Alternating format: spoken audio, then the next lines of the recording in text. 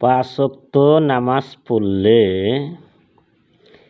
আল্লাহ তাহার জীবনের গুনাহ মাফ করিয়ে দিবেন। তাই যাহারা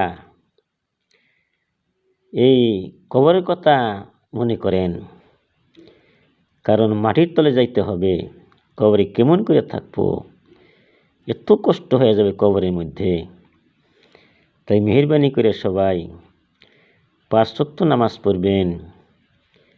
হ্যাঁ, আর আল্লাহকে বিশ্বাস করবেন।